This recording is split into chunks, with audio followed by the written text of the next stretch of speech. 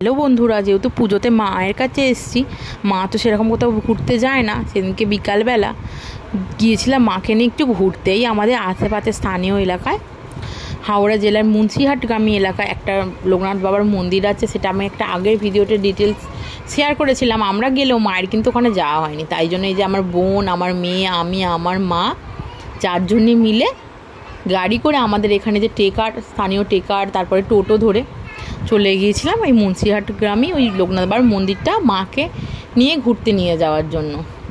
মা তো তেমন একটা কোথাও যায় না, একদমই যেতে চাইছিল না। আমরা দু বোনে জোর করেই মাকে সেদিনকে নিয়ে গেছিলাম। মায়েরও একটু ভালো লাগবে গেলে, সেরকম তো কোথাও যায় না, সেই জন্য। বাইরের পরিবেশটা ভীষণই সুন্দর, আর বিকালবেলা রোদ্দুরটা পড়ে যাবার পরে হালকা হালকা চারিদিকে বাতাস বইছিল, আরও বেশি ভালো লাগছিলো। এত সুন্দর হাওয়া দিচ্ছিলো একটা মিষ্টি। তারপরে এই যে ভেতরে ক্যামেরা অ্যালাউড নেই, বাইরে থেকে তোমাদের মন্দিরের চারপাশটা ঘুরিয়ে দেখানোর চেষ্টা করছি। বাইরেটা খুব সুন্দর, একটা পার্কের মতো সুন্দর পরিবেশ আছে। আর এই যে এখানে জুতো রাখার জায়গা, জুতো রাখার জন্য কোনো এন্ট্রি ফি লাগে না, এমনি তোমরা জুতো রাখতে পারো ওখানে। আর এই যেখানে পুজোর সামগ্রী বিক্রি হচ্ছে ভেতরে, এই যে গেটের বাইরে, ভেতরে কিন্তু অ্যালাউড নেই। ওখানে বিশাল বড় একটা লোকনাথ বাবার মন্দির আছে। মন্দিরের ভেতরে আমরা কিছুক্ষণ বসি, যেহেতু মন্দিরের ভেতরে ক্যামেরা অ্যালাউড নেই, তোমাদেরকে আমি দেখাতে পারলাম না। আর তারপরে এই যে আমার মেয়ে আর মাসি মিলে খেলা করছে। তারপরে আমরা বাইরে বেরোই, বাইরে বেরিয়ে জানতে পারি যে পাশে আর একটা মন্দির হচ্ছে, আর সেখানে ভোগ খাওয়াচ্ছে। সেই উদ্দেশ্যে আমরা যাই। মন্দিরটা ওই লোকনাথ বাবার মন্দির থেকেই দেখা যাচ্ছে, আগে কিন্তু এটা ছিল না। তাই জন্য গিয়ে আমরা সবাই মিলে আবার সেই মন্দিরটা দেখতে চলে যাই। খুব সুন্দর দক্ষিণেশ্বর মন্দিরের আদলে মন্দিরটা করেছে।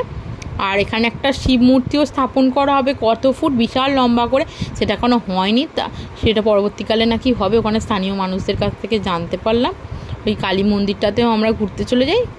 চলো দেখাই তোমাদেরকে কালী মন্দিরের ঠাকুরটাও ভীষণ সুন্দর, আর মন্দিরটাও ভীষণই সুন্দর করে বানিয়েছে, পুরো দক্ষিণেশ্বর মন্দিরের আদলে। আর চারপাশে এই যে এখানে ভোগ বিতরণের জন্য রান্না বান্না চলছে, হয়তো রাত্রিরে ভোগ বিতরণ বা অন্য কোনো অন্নকূট অনুষ্ঠান অনুষ্ঠিত হবে এখানে। যেহেতু আমরা একদম বিকাল সন্ধে বেরিয়েছিলাম, আবার বাড়ি ফিরতে হবে, আমরা আর বেশিক্ষণ ওখানে থাকিনি। ওখানে গিয়ে যে মাকে দর্শন করে নিলাম। মায়ের মূর্তিটি ভীষণ সুন্দর, তোমাদেরকেও ভালো করে দেখিয়ে দিচ্ছি। এই একদম নবনির্মিত, এই কি 1-2 দিন হলো হয়তো উদ্বোধন হয়েছে মন্দিরটি।